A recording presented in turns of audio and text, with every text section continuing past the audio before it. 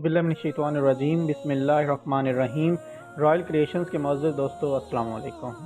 दोस्तों, बादशाह का एक अजीज़ तरीन हजाम था। वो रोज़ाना बादशाह के पास हाजिर होता और 2-3 घंटे उसके साथ रहता।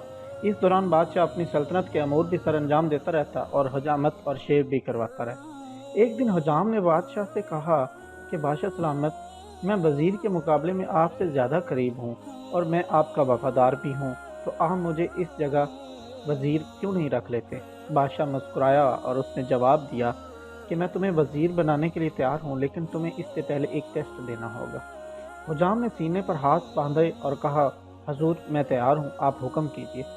बादशाह सलामत बोले कि बंदरगाह पर एक बहरी जहाज़ आया है, मुझे उसके बारे में मालूमात ला कर दो।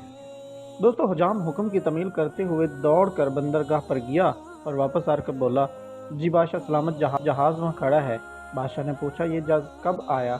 हुजाम दोबारा समंदर की तरफ भागा, वापस आया और बताया कि ये 2 दिन पहले आया है। बादशाह ने कहा, ये बताओ ये जहाज़ कहाँ से आया है? हुजाम तीसरी बार समंदर की तरफ भागा, वापस आया। बादशाह ने पूछा, जहाज़ पे क्या लदा हुआ है? हुजाम चौथी बार समंदर की तरफ भाग खड़ा हुआ। अलकिस्सा है मुख्तसर कि हुजाम शाम तक समंदर और महल के चक्कर लगा लगा कर थक गया। तो दोस्तों, इसके बाद बादशाह ने वज़ीर को बुलाया और उससे पूछा कि समंदर पर कोई जहाज़ खड़ा है। वज़ीर ने हाथ बांध कर अर्ज़ किया कि जनाब, वो 2 दिन पहले आया है और एक तजारती जहाज़ है और ये इटली से हमारी बंदरगाह पर आया था। इसमें जानवर, खुराक और कपड़ा लदा हुआ है। इसके कप्तान का नाम ये है और ये 6 माह यहाँ पर पहुँचा है।